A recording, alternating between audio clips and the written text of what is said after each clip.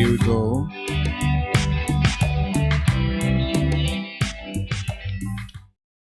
And we are here.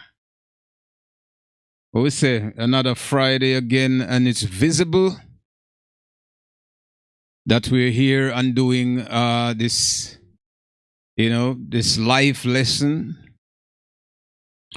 So we're here again, and I want to say greetings to everyone and welcome everyone out there who are tuning in today.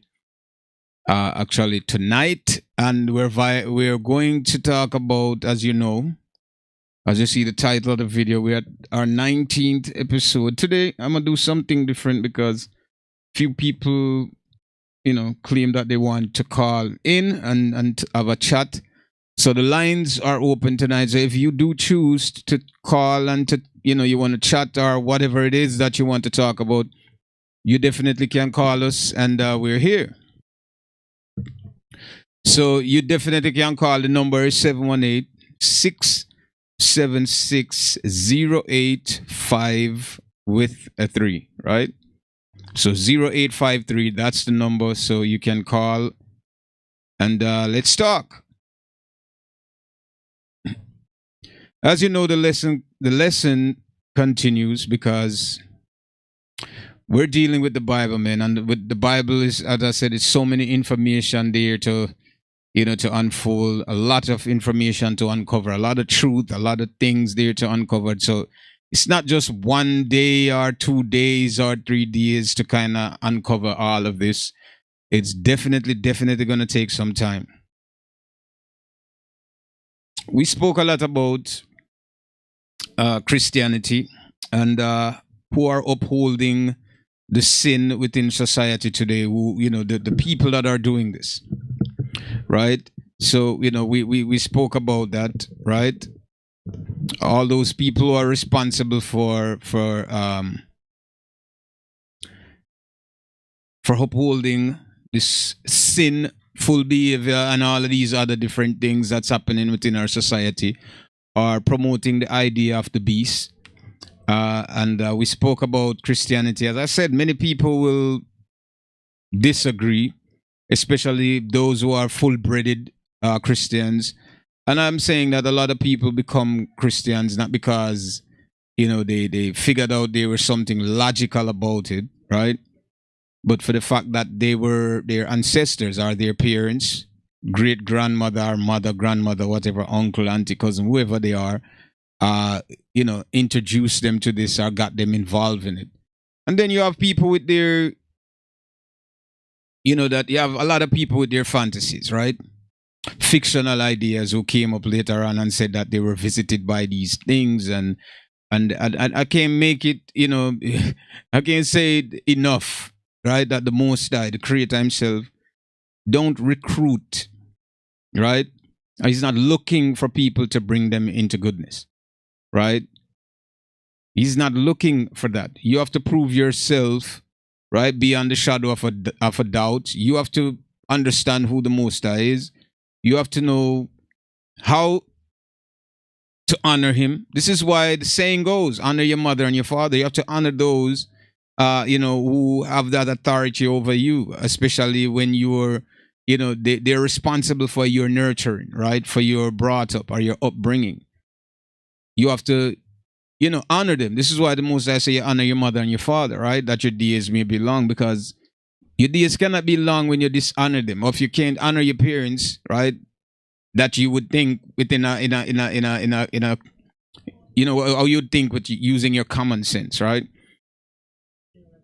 Or how some people would have analyzed that. Well, okay, your mother, she and your father is what you've known all your life, right? And through them you came. Right?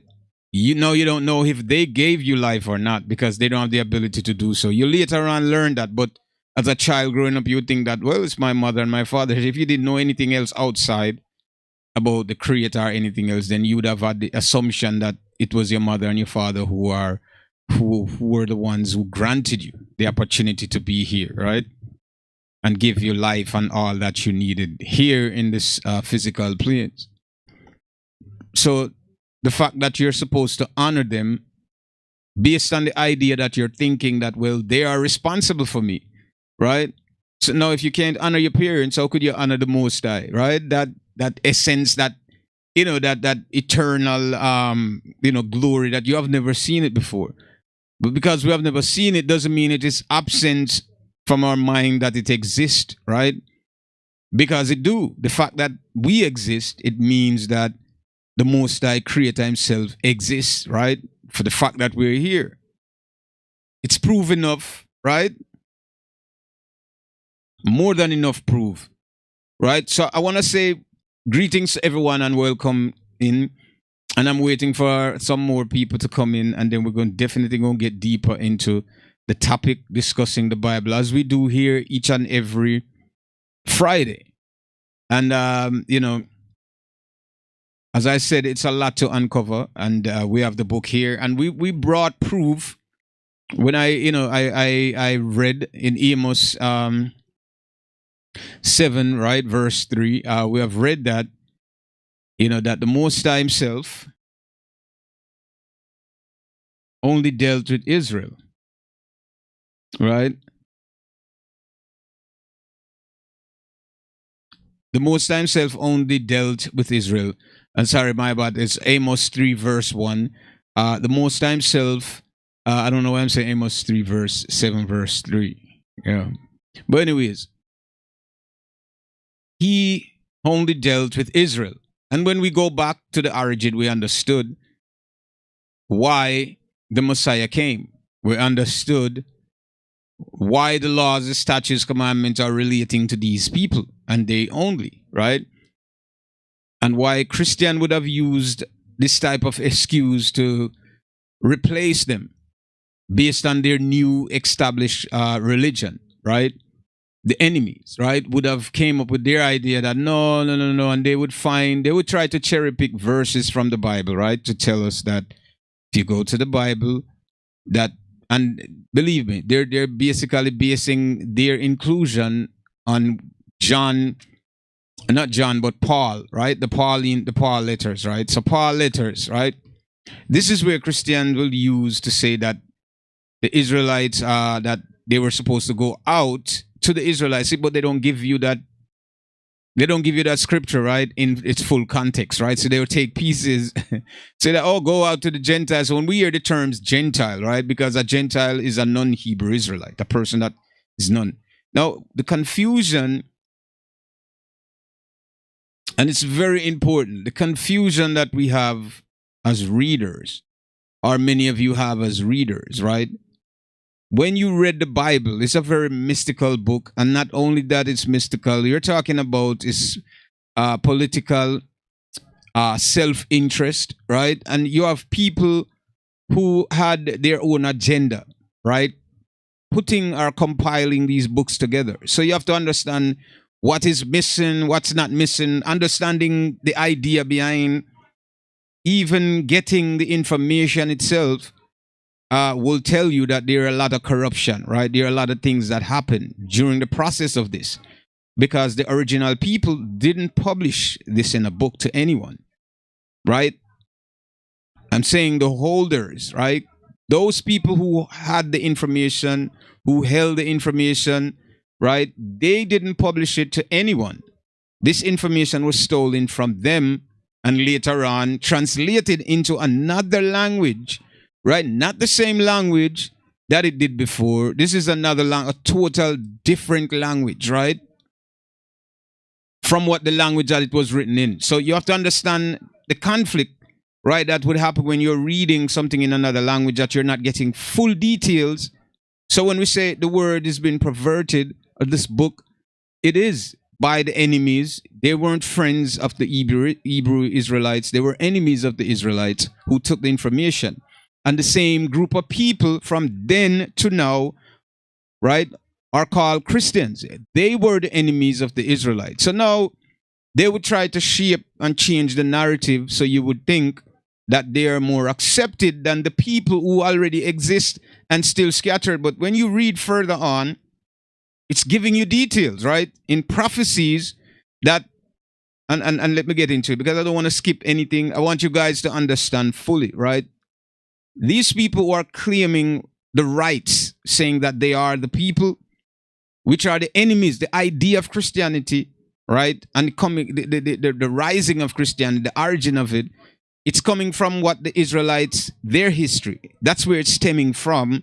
But they're mixed in with paganism, right? So these people who are enemies, right, of the Israelite took their history, conformed it to what they wanted it to be to suit their lifestyle, right? Their customs, culture, whatever you want to call it. And that's what they did in order to pervert the information in the book. They're not enemies. They're not friends. They weren't friends with the Israelites, and they went there and got the information. The Israelites, in numbers, right, in few, in thousand, did never at any point did they go out to visit other nations to educate them on what the scripture is. And I'm saying scriptures because later on it becomes book, but these things were written on scrolls, and not all the information, as you can see, the title is, the Bible, the complete word of God. And the answer is no, it's not. Most of it is history. There are a few pages there that, the Most High talk about prophecy, and that's about him, right? We talk about the laws about him. You understand? The returning and the regathering of the people, this is about him. So there are things within the book that's been compiled. So there are scrolls, separate scrolls that these information were on, and it later on compiled into what you're doing today as the Bible, right? So we're talking about information that is available now in this book. It's been perverted, it's watered down, it is changed to give you a different view, right? And the view that you're getting, right, is from the people that are ruling today, right? So it's reflecting the rulers. The book, when you read the Bible, it's not reflecting the ancient people, right? And it's not reflecting the prophecies about who the original people are. It's basically reflecting the idea that the people that are ruling, they are the people of the book. Do you understand what I'm saying? So it's very complex if you're reading and you don't understand. And a lot of people are followers of Christianity are completely way off the truth, right? They don't know what's going on. They think they do, right? But they don't. So when we're talking about the replacement is the idea and how because you can't establish the truth unless you go back to the origin, right? You have to understand what took place in the beginning, right? If Israel was separated from the other group of people, how did they end up where they end up? Now we have seen the evidence, overwhelming amount of evidence that proves that these people went into captivity, right? How did they get into captivity? If we got to break and dissect the whole thing, right, down to the smallest particle, right? How did they get into captivity, right? We learn because of the law that was given to them, that at any point in time they transgress this law, right? Then they would be punished for their iniquities, right? And I'm going to read that right away in Amos 3 verse 1. We have read that last week, right? Right? So in Amos 3 verse 1, we say, only have I known only you have I known of all the families of the earth. Therefore, I will punish you for all your iniquities, right? So only you I've known of all the families, all the people, the abundance of people that existed and exists on the earth. Israel is the only group of people that he himself, the creator, known, right? And when we're saying that, it's not a mystery, right? Someone could say, I don't know you. It's not because they actually saw you or know of things about you, but because they reject you, they could say, I don't know you. They want to have nothing to do with you, right? So that's what the term is. They don't want to affiliate themselves with you. So I don't know you, right? Even in country, right? You actually know the person in actuality, right? You would, okay, I know him because I've seen him and we might have an interaction or might not, but I've seen him knowing him. But he said he don't know them because they don't know me. You don't know of me. I shouldn't know you. I don't want to know you, even though he gave life to them. Even he gave them a privilege to exist, right? To live within the realms of the physical earth, right? Because for whatever reason, and in order to figure this out, we have to go back to the origin again. So everything we're doing, we have to go back to the beginning, right? All the way back to the embryonic state, right? To figure out everything. So in Amos 3, verse 1, right? That's where we're at now. Only you have I known of all the families of the earth, right? So therefore I will punish you for your iniquities. Why you get punished for your iniquities? Because there was an agreement between Israel, the people, and the Most High himself. This agreement was never made with anyone else outside of Israel, so they are not punished. So it was only one group of people. All of you who've read the book, right? Everyone that read the book, whether the pagan, the enemies who got the information in whatever language they got it, state the very same thing, that the Israelites were scattered, right? That was a part of their punishment to this very present moment. This is a part of their punishment, and they are in captivity to this very day. They're not in the land that was given to their ancestors, the land that is flowing with milk and honey. They're not in that land right now. They're scattered among the nation.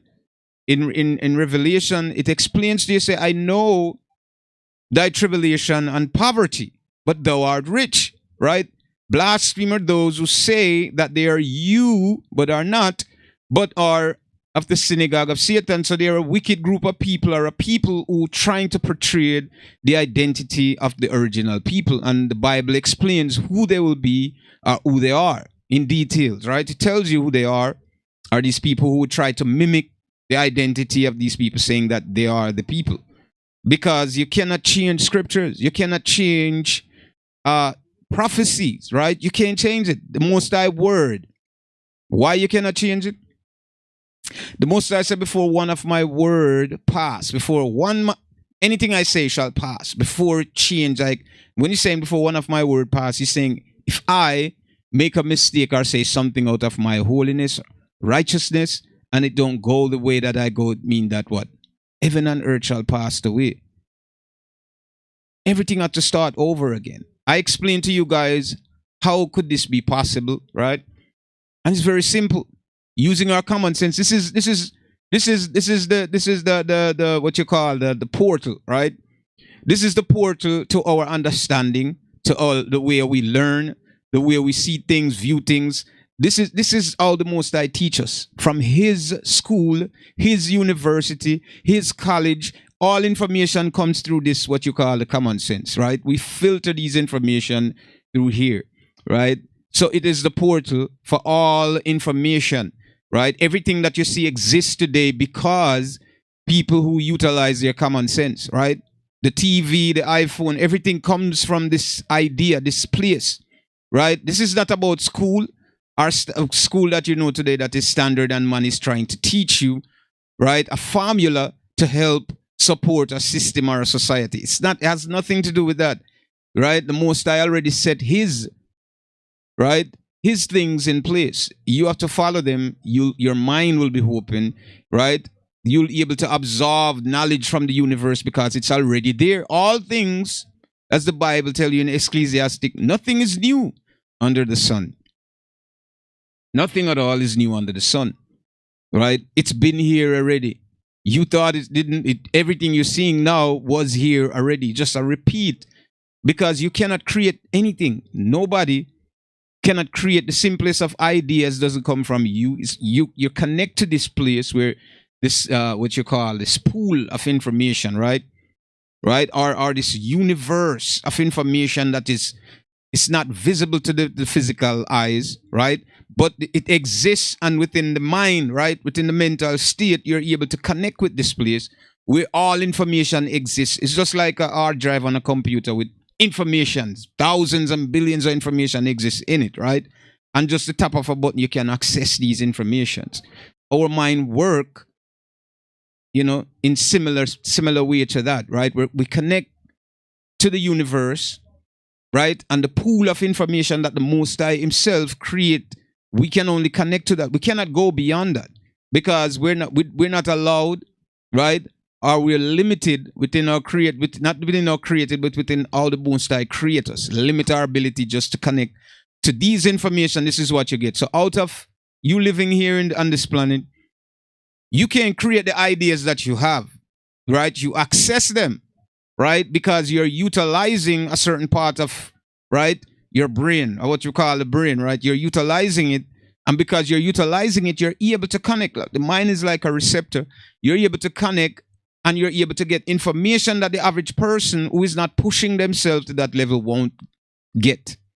Do you understand what I'm saying? So knowledge is there already. So these men who put school and put these things together, where do you think they get it? Do you think they created it out of nothing? No. The information is in the spiritual first. Everything you know is there first. It's men who tapped into that information and bring the idea into the physical world, using physical material to bring it into existence here, right? The material is not their material. They're taking things that exist and molding it into the idea that they see it, right? Existing are all these things. The Creator already put them in the universe and in the pool of knowledge that exists. It's not men idea who came up. All of them, everything that you could think of, whether in negative or in a positive way, it's already there. Men doesn't generate information out of nothing to themselves because you're not the Creator. Only He alone could do that. So he would set information that you could connect to with your receptors, and you'll get the information. The stream of information will come to you. As further as you think and as more dedicated you are using your mental, you'll be able to connect with things that are unbelievable to people who would say, what? That's impossible. And you'll be able to achieve things that men would look at you like, what? How did he do this? Right? So it's very simple. How we connect to the information, and it's there, right? So you have to understand now, when we talk about Amos 3 verse 1, you have I known from all the families after. We understand the origin of where this is coming from, right? We understood that. Now, when we talk about Christianity and how they come about, we understood that the Israelites, right? Greetings to you, my brother. Greetings to you. When we're talking about,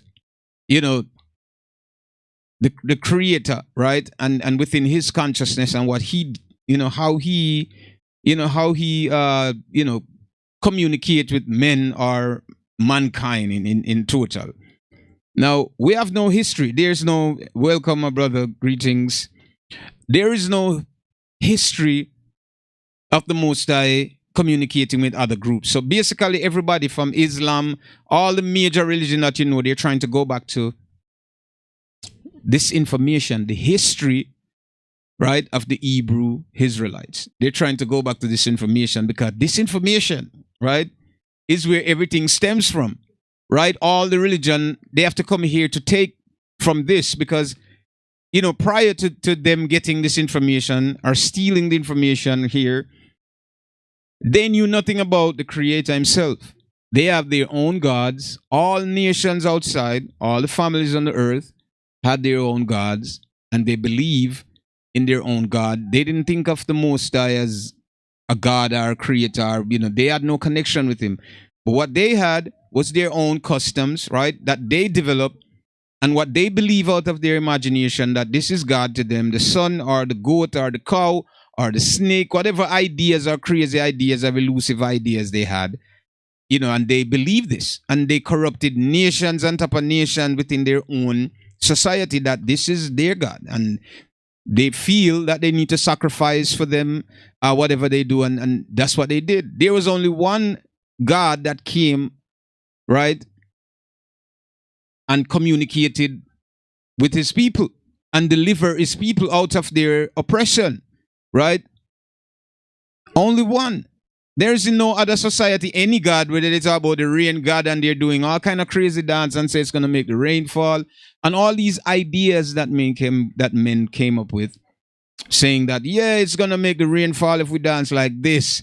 And I'm telling you, these things are rooted within one's culture. A lot of cultures around the world, if you go around, if you travel around, you'll see what I'm talking about, right? People literally believe that this is going to happen. You know, you have the Asian culture where they talk about the different gods and baby gods and all kind of crazy things. You have in Islam, they tell you that there's when you die 20 virgin, and they have their different beliefs in heaven and all of these things, right?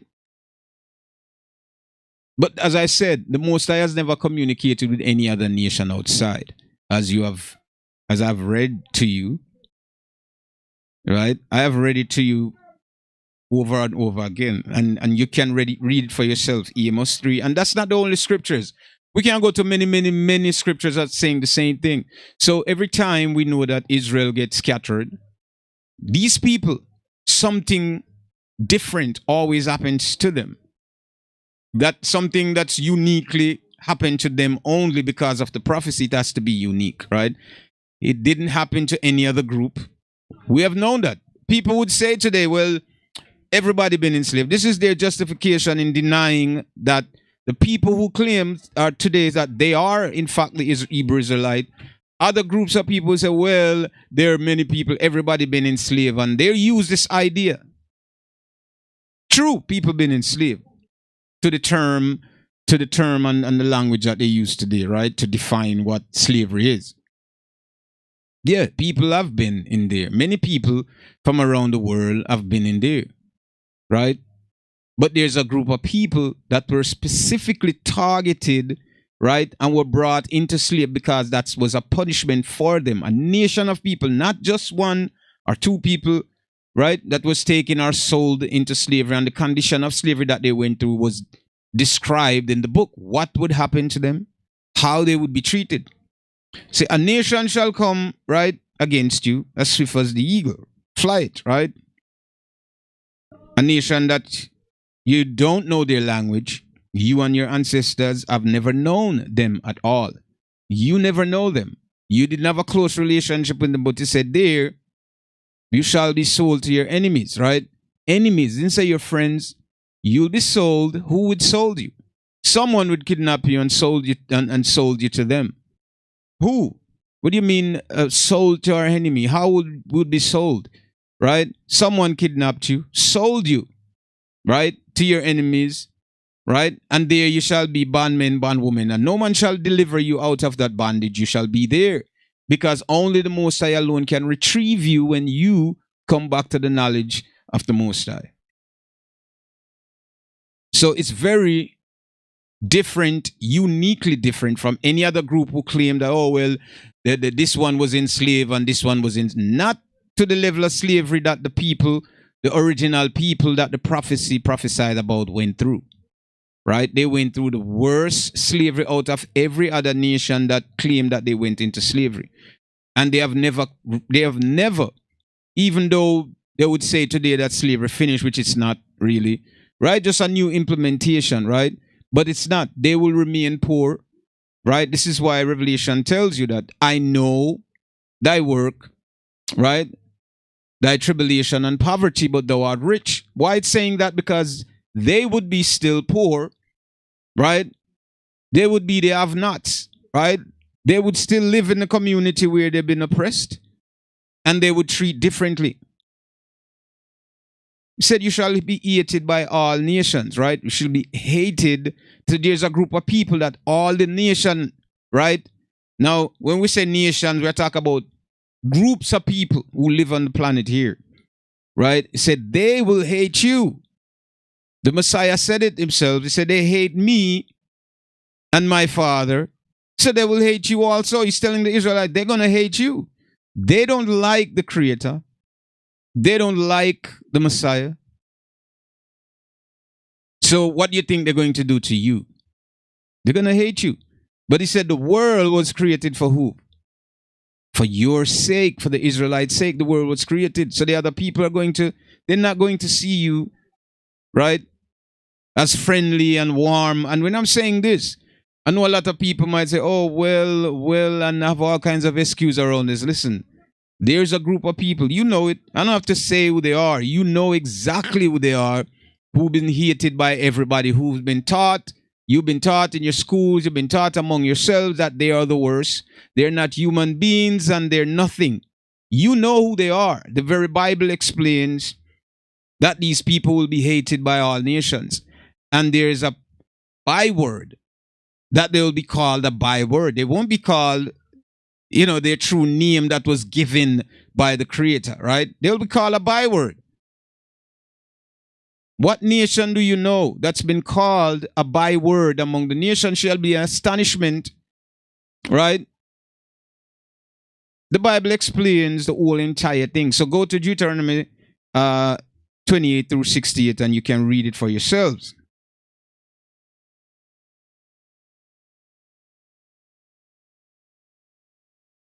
And you shall definitely see for yourself, and you can read it. Take your time and read through it. The prophecy is there.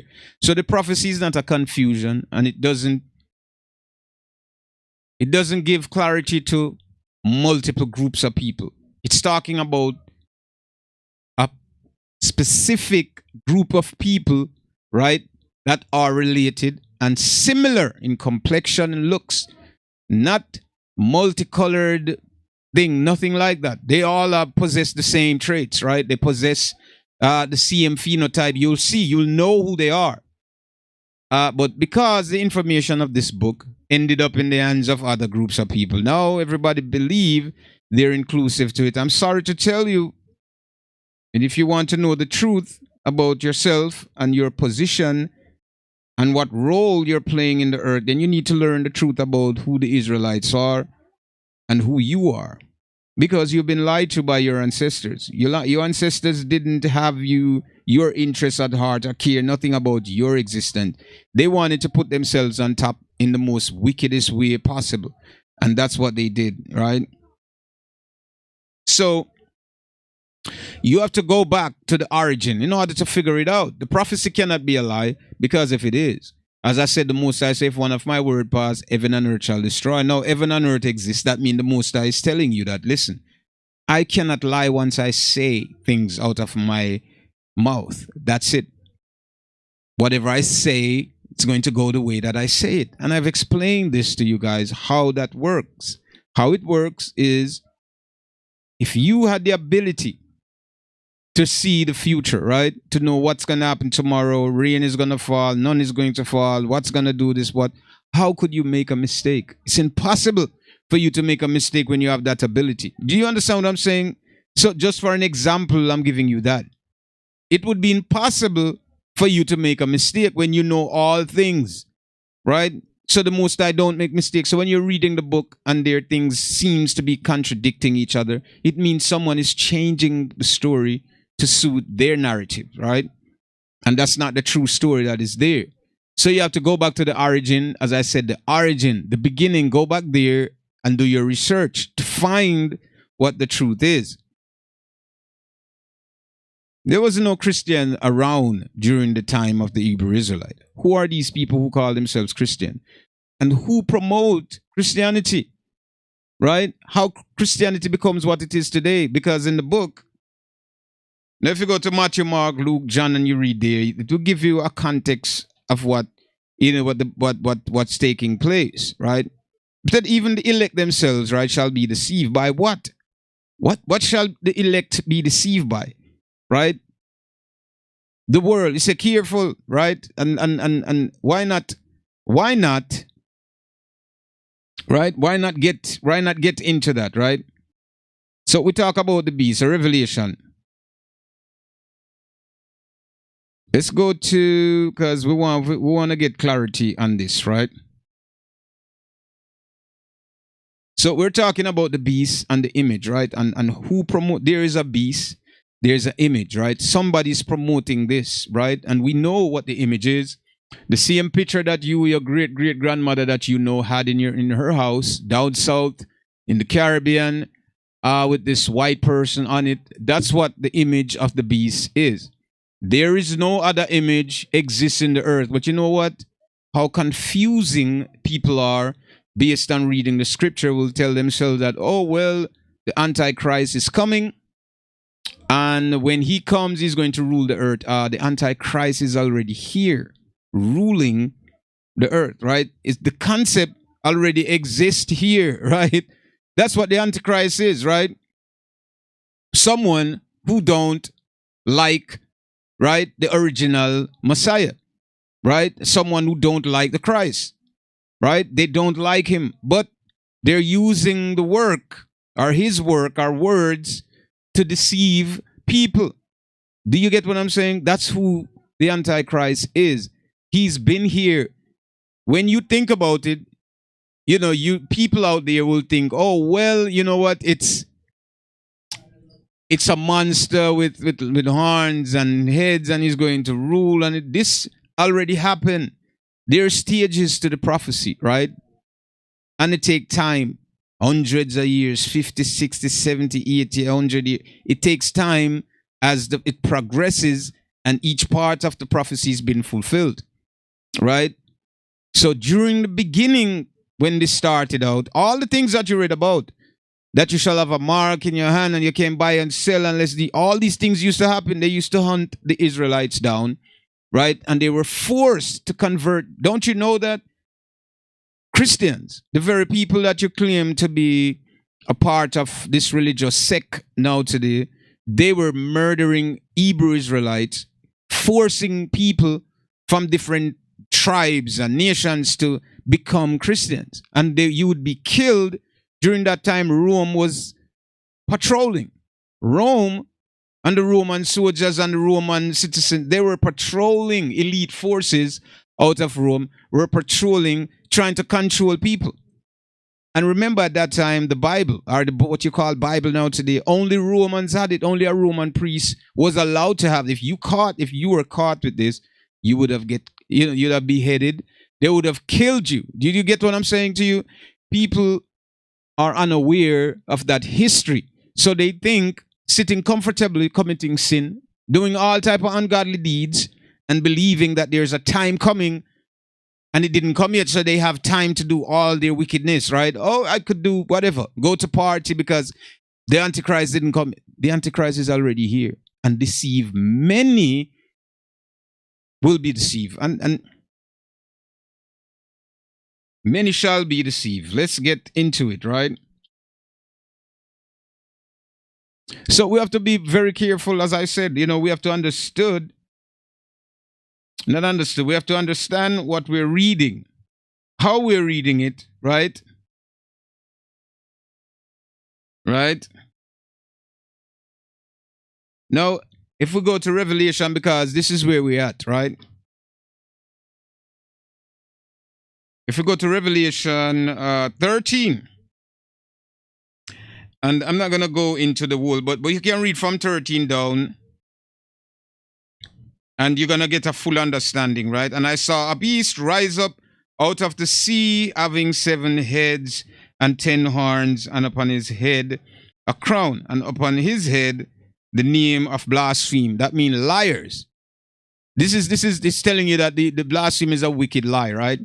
So these are, when you said that, this is parables, right? Right? There's a beast came up 7 horns, and his name is blaspheme. It's telling you that there's a liar coming, a wicked liar that's going to rise up in the earth, right?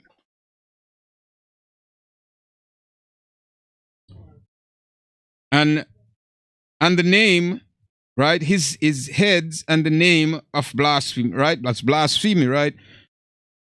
Right? And the beast which I saw was like unto a leopard, right? You know what a leopard, many different spots, right? And his feet were as the feet of a bear, right? Very large and dangerous, and his mouth as the mouth of a lion. Everything about this is dangerous, right? Everything about it is destruction. What a bear does, tear you apart, rip your leopard. Listen, everything that they just explained to you there, right? And his mouth, the mouth of a lion, right? And the dragon gave him his power and deceit and great authority. So the dragon gave that individual, right? That person who have no conscience, who had the mouth of a lion and the feet of a beast and look like a leopard, everything a predator would have, or embodied, right? would bring destruction. And you what he said, his name is blaspheme. He's coming to deceive, to kill, to rip you, to destroy lives, right? The beast gave him power and authority. And I saw one of his head as it were wounded to death. And his deadly wound, listen, his deadly wound was healed. And all the world wondered after the beast. Right? His deadly wound. So something happened. A great battle fought. Right? A great battle was fought. And the beast seems like it was wounded, but it healed. It regained authority again. Right? And the people wondered after that. Right? And they worshiped the dragon, which gave power unto the beast. Right? And they worshiped the beast, saying, who is like unto the beast? Who is able to make war with him? Right? Now you know what they're talking about. Who is able? The wicked people that live in the earth. They marveled at what the beast and his recovery. Who is able to make war with him? Who is him? Right? Who is him? Who are he able to make war with him? And you're going to get the context of this, right? Right? Who is able to make war with him? And there was given unto him a mouth to speak, right? So now he could speak, right? Great things and blaspheme, lies and deception. So he was saying a lot of things, deceiving people more and more and more. And power was given unto him to continue 42 months. So he had to live 42 months. So within that time, there was a lot of terror. A lot of things happened within that time. People don't misunderstand the scripture when you're reading it. All of these things are going in series, right? And he opened his mouth in blasphemy and lied against God. See, so he was talking against, these people were speaking against the Most High. That's what the hymn is. What the Bible said up here, who is like unto the beast, right? Who is able to make war with him? Who make war with the Most High? Who tried to war with the Most High? So they explain who the beast is, right? And who he gave position of power to deceive people that were called blaspheme, right? And he opened his mouth in blaspheme against God and to blaspheme his name, right? And his tabernacle and them that dwell in heaven. And it was given unto him to make war with the saints and to overcome them. So it was given unto him, right? So the Most High allowed him to war against the saints. Who were the saints? Right? Who were the saints? Who were the saints? The saints are the Israelites, the people that the Most High chose. They were the saints. So he gave them, right? It was given to him because of their sins, right? And breaking the statutes, laws, and commandments. Their punishment was to go into captivity. He gave, right, authorized them, right, to, well, war with them and overcome them. That means he would win. He would war, and he would win the war against them, right? And they'll be cast into captivity, right? It was given to him to war against the saints. This person is talking against the Most High ever since, saying all kinds of things against his name. Who is the beast again? Right? And it was given unto him, right, to war against, and he warred against the saints. And did he win? No, the Messiah. And we're talking about, let's talk in about 70 AD. And we just go with that number, but we know within a time that the Romans went in Jerusalem, and this is where they disrupted the peace or whatever, residue of the people that left there. They killed whoever they needed to kill, and they raped and they murdered millions of, we could get into the history of that, we could get into the history of that, right? So this was one of the war that was fought, by the beast was given power, and the beast overcome the saints. This is how, and they said 17 AD according to, history and whatever you read it, but there's a time when the Israelites warred and the beast war against them and overcame them. And that was their demise, right?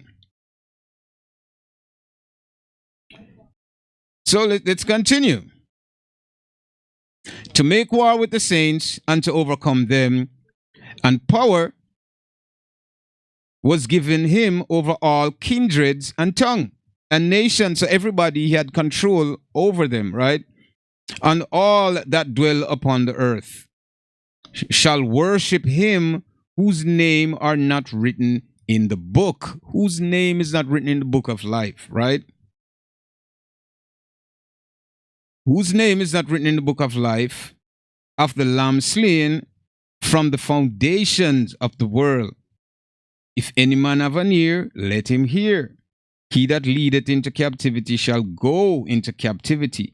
He that killeth with the sword must be killed with the sword. Here is the patience and the faith of the saints. So they're waiting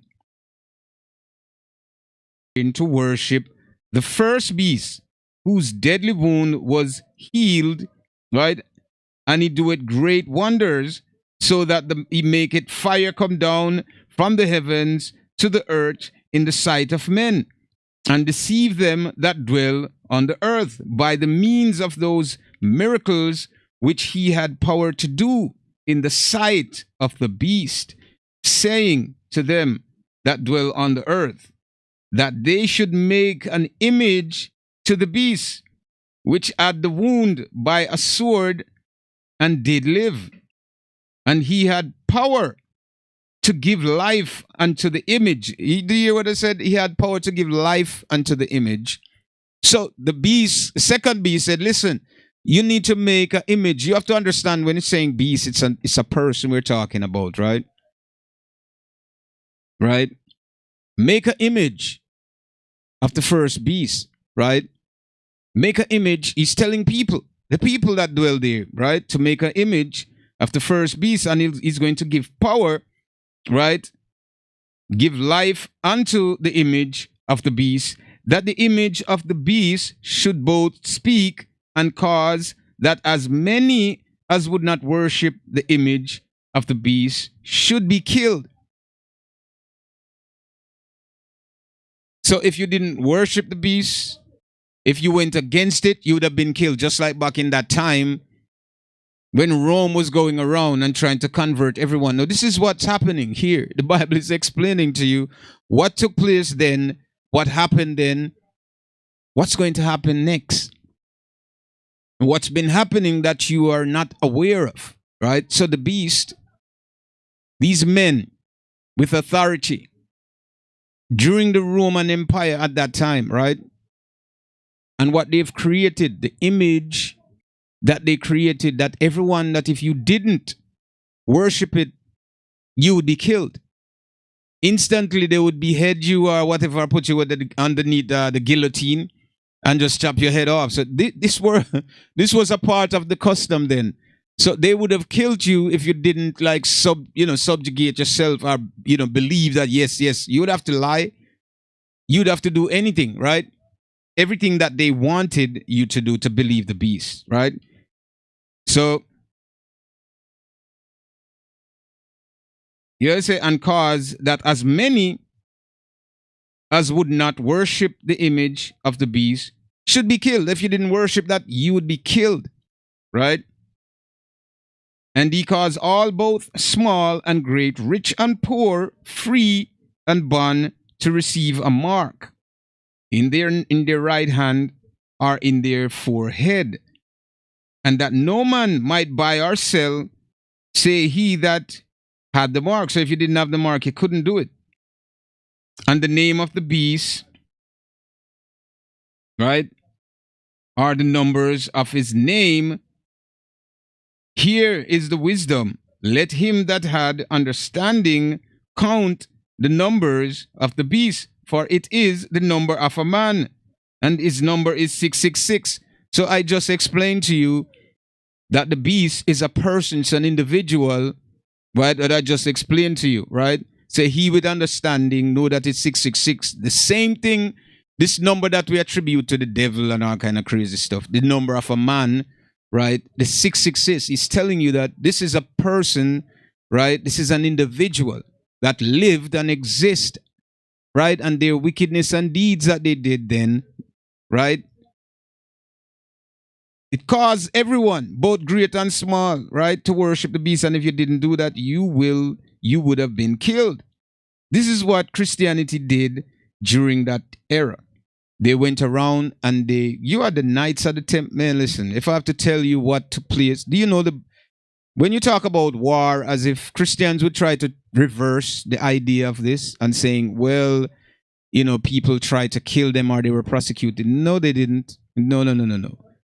They're trying to use the victims, right? The victims that fall by this religion, saying that it was Christians who fall. No, it wasn't Christians who fall. The victims of this were people outside of Christianity.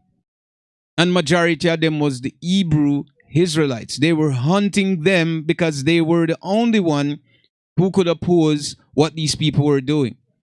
You understand what I'm saying? They were the only one who could have opposed it. So they went out specifically looking for Israelites community wherever they were, and they would kill. If you didn't submit and said, yes, I will worship, you're going to get, you would have been killed. Right? Are you going to get killed? Right? So they caused both great, whole, young, born, free, everybody to worship the beast. So the beast and the image, what is the beast and the image?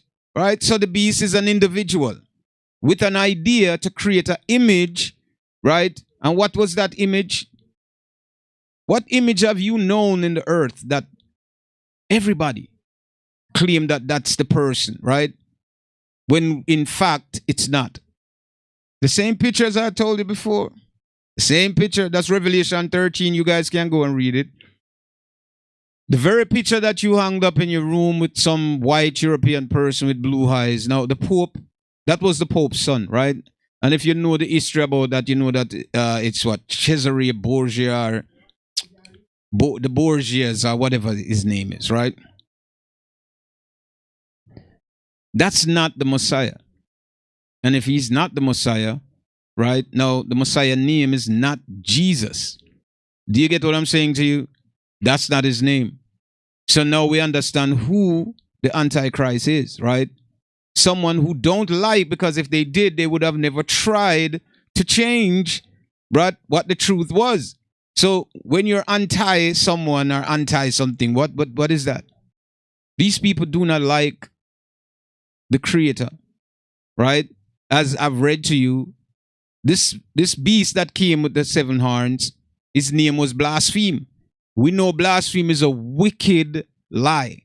So this person came to lie and deceive people. That's what they came for, right? And then when he got wounded, their second beast came, right? Authority and power was given unto him, right? And he was supposed to do the same thing, emulate the very same thing that the first beast did. So he didn't drop the baton, right? He kept the baton going, even though the first beast was injured and healed. He still continued the teaching of the first beast. The world has been deceived by this. Well, actually, people. But this is not because they wanted the world to be deceived. It's because they don't know where the Israelites are hiding, right? So they had to make sure that they went and do their due diligence, right? They had to conquer everything. They have to subjugate every nation of people in order to make this work. The Israelites were the ones that they were trying to get rid of. But then he said he would have gave, right? Authority was given to him to make war against the saints because they sinned. That's why the authority was given, so they could war against the saints and he would overcome them. That mean he would have won whatever war it was. He would have came out the victor.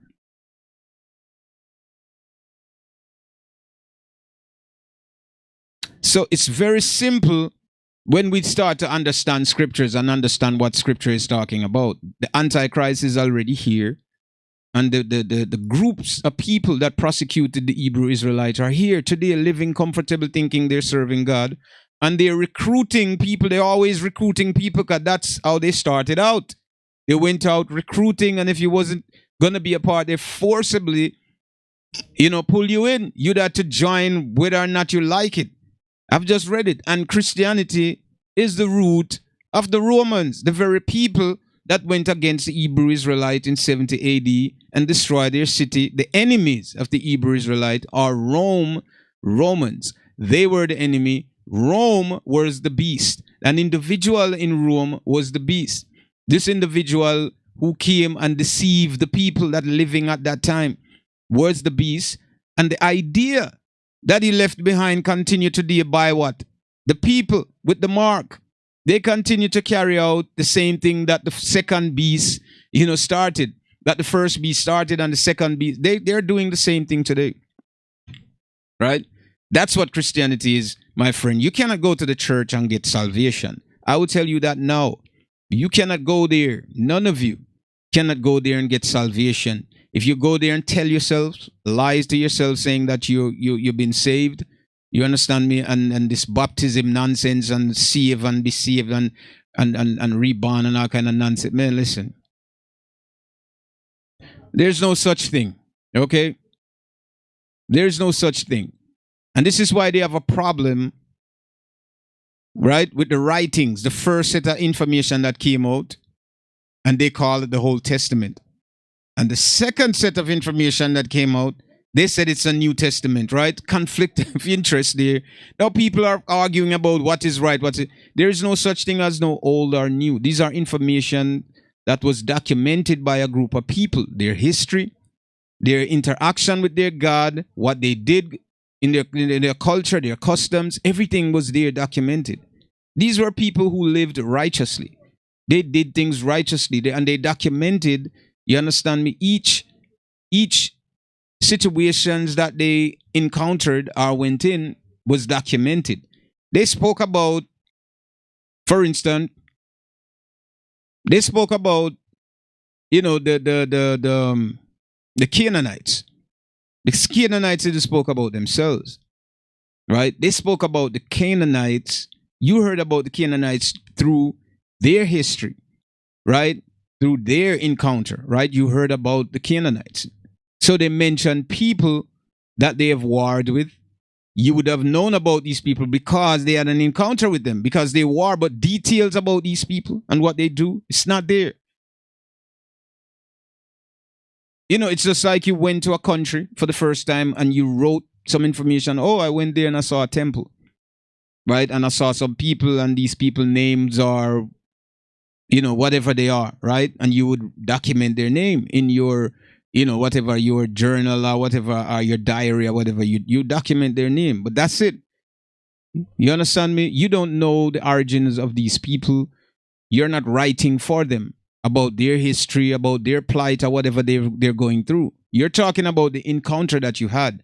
So that simple, short, right, piece of information that you would get, oh, well, the Canaanites, and they were ordered not to take wives from them, to kill everybody. So they'll tell you about what they did to the Canaanites and what was supposed to happen, and who took wives from them. They were killed as well. Do you understand what I'm saying? So this is just a simple encounter. They're not telling history about the Canaanites and where the Canaanites came from and how they came about. This wasn't a history about them. These were a group of people who kept themselves to themselves, right? And they wrote down information about themselves, right? They talk about themselves, what they did, right? Who they encounter, who they war with, who take them when they was in captivity among certain people. They spoke about those people, what happened there during the time, the encounter that they had with the king or whomever they had encounter with. This is the only time you'd hear about the other groups of people. It's through their history, right? It's not because you have read the Roman history or because you have read anything else, right? So the prophecy that you're getting is from the Creator through the history of these people. They're telling you what happened, what transpired during that time. Very, very, very, very, very simple. Nothing complicated, my people, my brothers and sisters out there. The Israelites, they're able to pray, right, and get redemption. No other groups, none. I'm telling you, not zero groups outside of them can do that. It's impossible for any groups outside. Now, I'm using the word impossible because now, if we're going to use this book as a reference, right? If we're using it and saying that, okay, this is the information that exists, and historically, right, we're taking things from here and we're connecting dots, right? According to this, it's impossible for any nation outside now. And when I said impossible, because I myself and others have never seen that happen anywhere in the earth.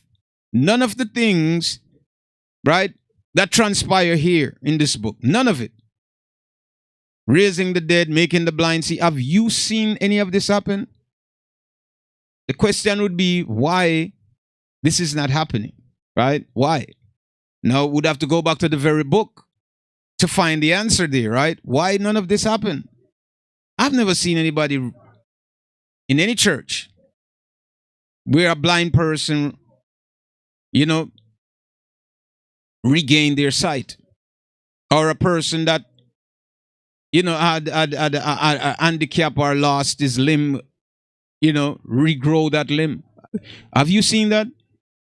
Or the leprosy that exists today, that they call vitiligo, right?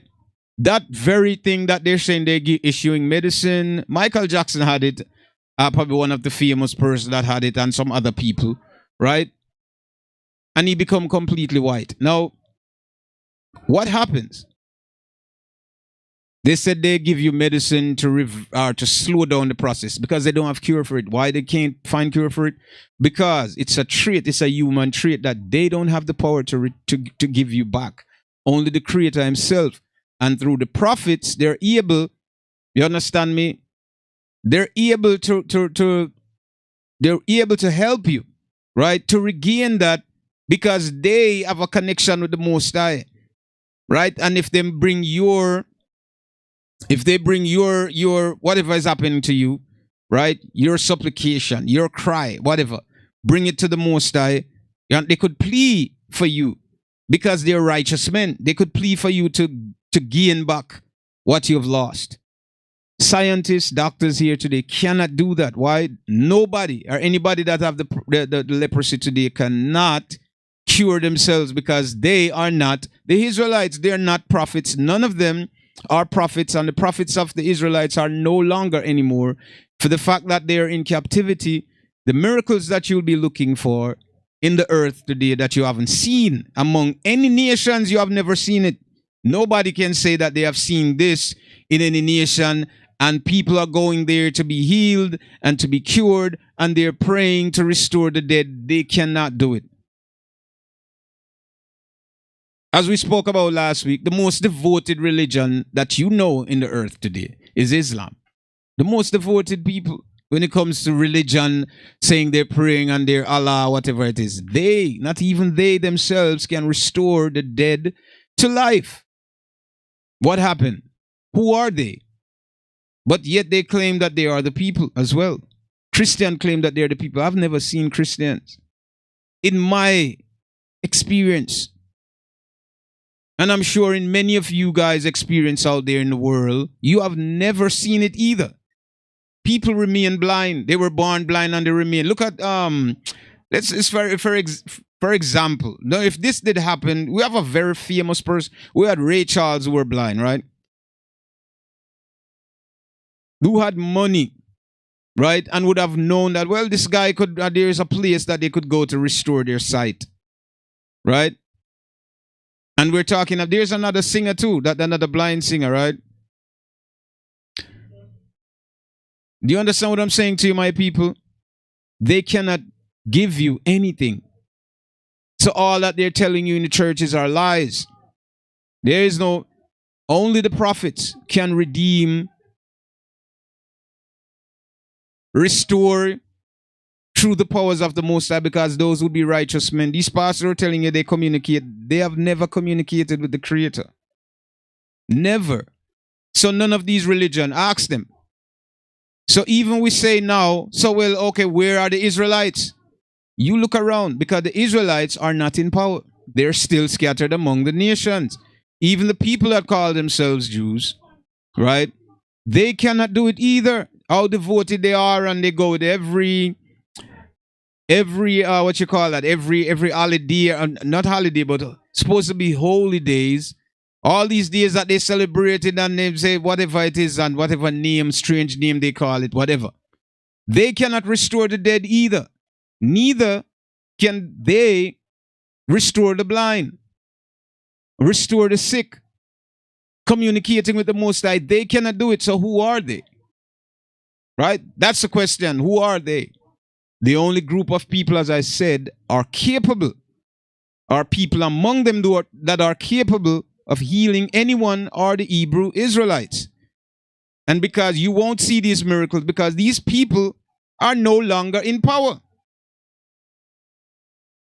They are no longer in power. The book already tells us they will be discontinued from their heritage. It means that they would lose everything that they knew before. They wouldn't be able to pray among the nation as they did in prior captivities, right? Like when they were in the Greek captivity, when they were in Philistia. You understand me? When they were in the Roman captivity, when they were in Babylon, the Babylonian captivity, and in Egypt, where they were able to pray and have their customs and culture, they knew what to do. So as soon as they realized, you understand me, the burden, the burden and the pressure of the enemy on them, they know what to do. Say, well, we got to call our Creator to come get us. And what did they did? Just that. And what happened? The Most High listened to their voice. And what he did, he sent Moses to go deliver them out of the hands of their enemy. Just like Samson came and delivered them. Just like everybody else that came before and delivered them out of the hands of their enemy. Because why? They knew who they were. They knew who they were. They didn't lose anything. You understand? The last captivity shall go into Egypt again with ships. Where I spoke unto you will see no more. Simple. This place, Israel, Jerusalem, where we're talking now, you will see this place no more. You understand me? You shall go on ships, and there you shall sold unto your enemies. So the very first captivity to the very last one, which they will be scattered. Where is Judah today? They're scattered on the islands and in the northern countries.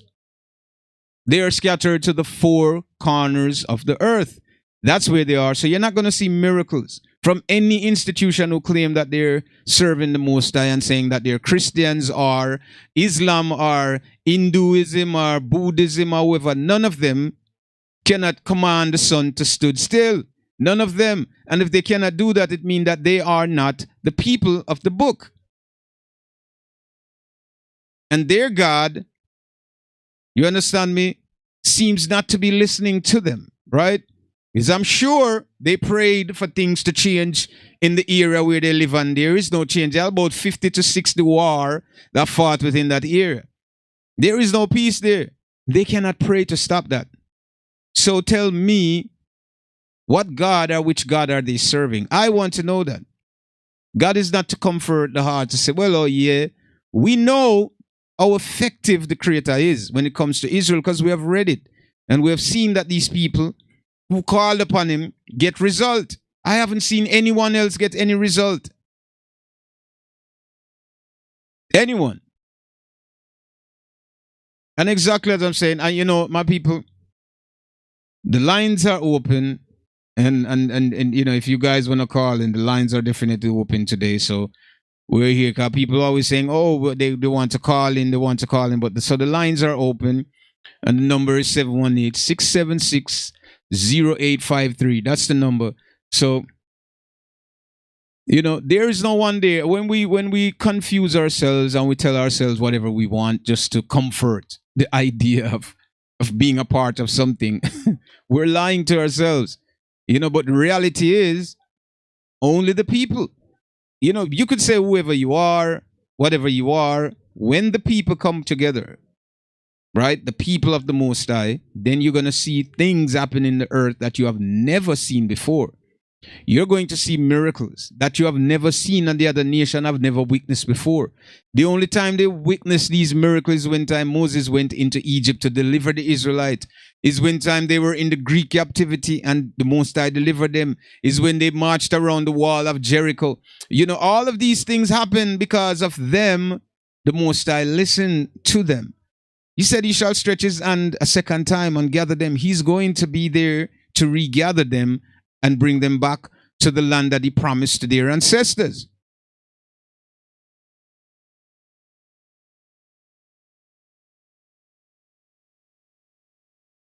And there's a question. Christ told us to love our enemies and to do good to those who hate us. Enemies are dangerous. How should and show them that? Well, this is the problem. You have to understand. As I just said before, the enemies of the Israelite took them into slavery and know who they were, and they had possession of what you call spoil. The spoil, the gold and the riches that the Israelites have was the scrolls with their information, their writing were very valuable at that time, at one point. Even today is valuable. They have these things hidden in certain places where you can't get to it, right? So the enemies who control these Israelites would have programmed them. I would have given them information to let them comfort themselves with these information, thinking, well, you need to love your enemy to keep them, right, submissive, right, and unaware of their wickedness that they were doing to them. So the enemy would have changed the scripture, right? They would have changed the scriptures, right, so that they will be able to control, the Hebrew Israelite without them being rebellious towards them. Do you understand me? They didn't want them to rise up and to fight and to do anything. They want them to believe because they know these people already believe this.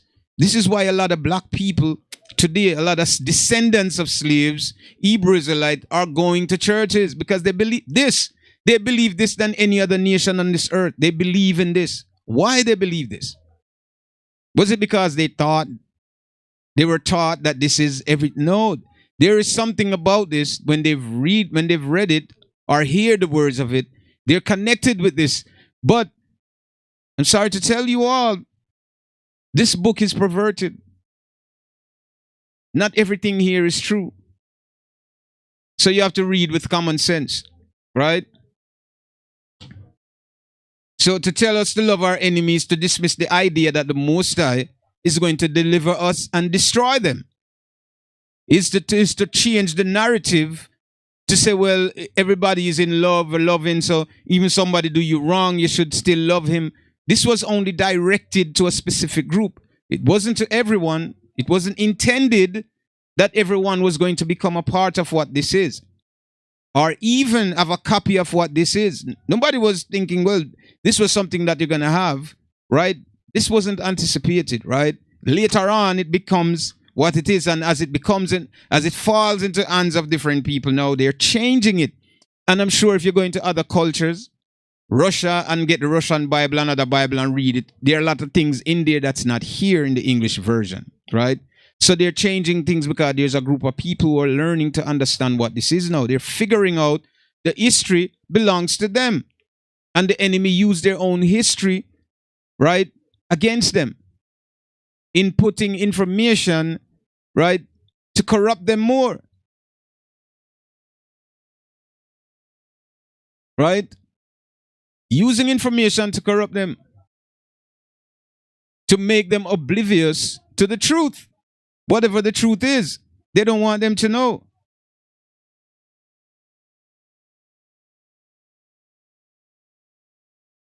Then what should we do to the enemies? What should we do to the enemies? There's nothing. The Israelites don't need to fight their enemies because their God is coming to deliver them, just like he went to Egypt and he destroyed them. He's going to do the same to the enemies when he come back to retrieve them. Here it said, I shall stretch my hand a second time.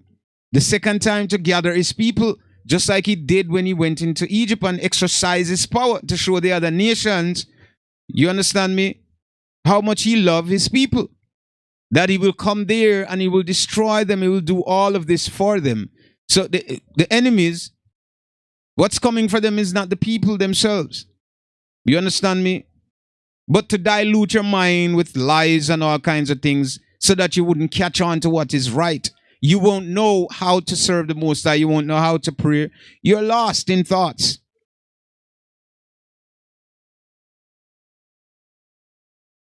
Well, that's the whole thing. When the Israelites realize their enemies, they're going to hate them. They're going to hate their enemies. Your enemy is not something good. It's not something good for you to love. Your enemies doesn't, care about your well-being. If they could take your life, they'll take it. That's what an enemy is. It's not someone who is friendly, right?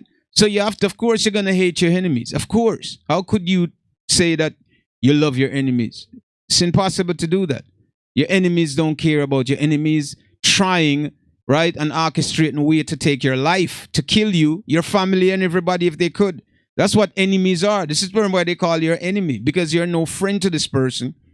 You're nothing good to this person. Everything, you're bad to this person. So when the Israelites who are scattered among the nation realize who their enemies are, this is when they're going to begin to wake up. They're going to realize that, wait, this is it. Then they're going to realize that all they have gone through is because of these people who are been lying and lying and lying, and the hatred towards them is going to come. Now they're going to see themselves for who they are. And then they will begin to tune in with each other more. And the unity that's been searching for thousands of years will finally come. This unity among them will fall right back in place, because it cannot happen no other way. So yes, when the time comes, they will hate their enemy. They will learn that they are their enemy, and there is nothing good or no goodwill or good intent towards their enemy. Nothing.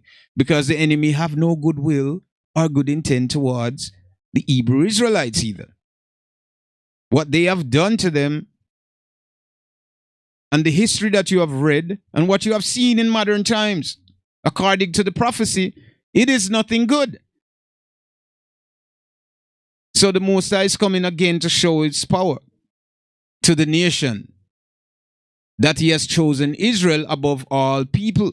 He's going to show them for the second time again what he's going to do to their enemies. But there's no love when they corrupt the scriptures and tell you, oh, well, you have to love your enemy, you have to love this, you have to do this, and all these nonsense. All of these things that they're telling you is lies. They're deceiving you. And my brothers and sisters, descendants of slaves, you have been deceived the most, because they know who you are. You don't know who you are. Your ancestors before you know, as slowly they lost the information, and you weren't taught anything more than the language that was forced upon you. But the enemies know who you are. You don't. Now, if you read the Bible today and you get a newer version of the Bible, you're going to see that the information is changing. Now you have to ask yourself the question, right? If this is truly, right, the information that is documented from the beginning, right? If this is the information, right, and it belongs to these people, why are they changing it? Right? Have you seen them take a novel from back in the early 80s, 60s, and they reprinted this novel and changed anything in it? No. Word for word, the very same way, that's what it is. But this is a problem, to leave information that, oh, we didn't anticipate that this would have gotten out. You have to remember that the people who translate the book didn't think that, well, there were a time that the people that they deny education or deny reading and learning language would have ever even got the opportunity to have one of this in their possession. This wasn't thought of. They didn't think that this would have happened, that the people that were denied education and said they were fool and the lowest IQ and the worst of things that they said about them would have never had the opportunity to get a book like this.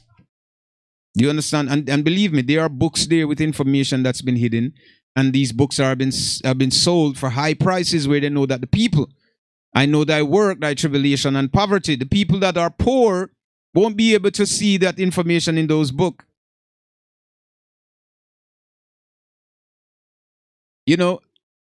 I was in the store earlier, and someone came in there and he said that the story, he said, we're struggling because of this story, this Jesus story, right? He said, as soon as we don't forget about this Jesus story, then things will be better for us. So this guy, is a Rastafarian, right? And he said it's a made up story.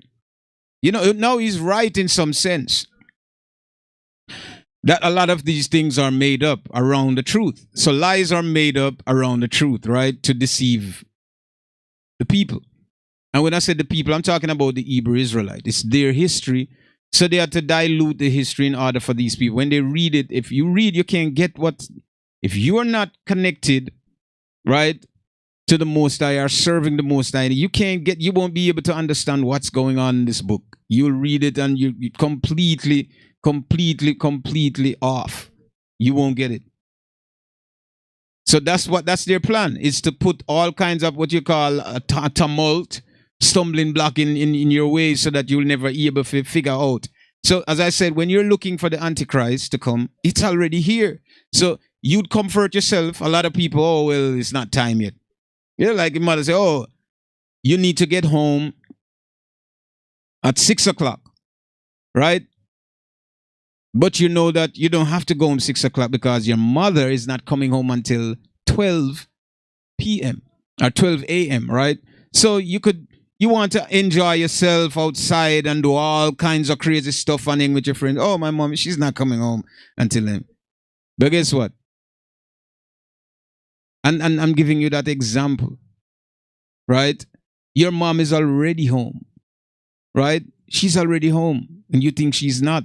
And you're out there doing all kinds of ungodly things. But the very idea of you thinking that, well, she's not home, I could stay later because you thought. But this is what you've been deceived with. You thought that she's going to be home at 12 a.m.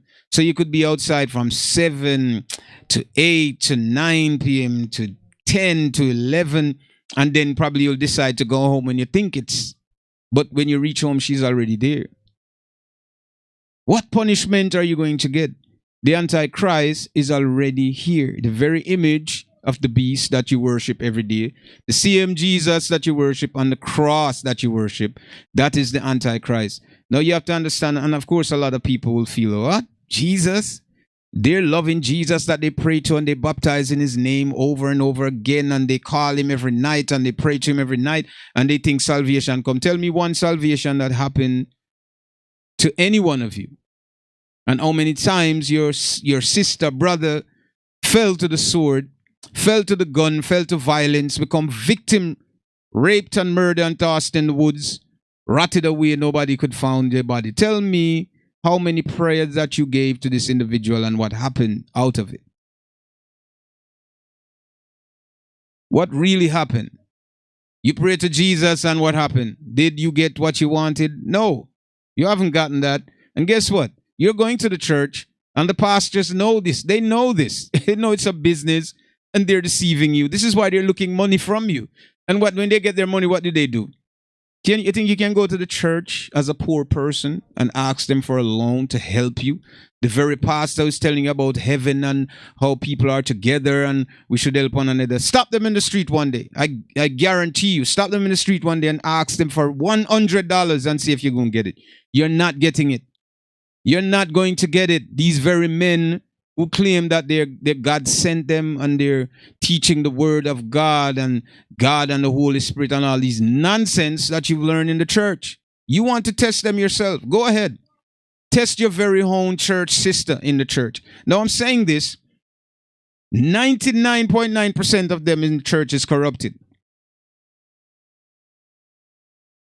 You might find a 1% who gone to the church because they're truly seeking for something.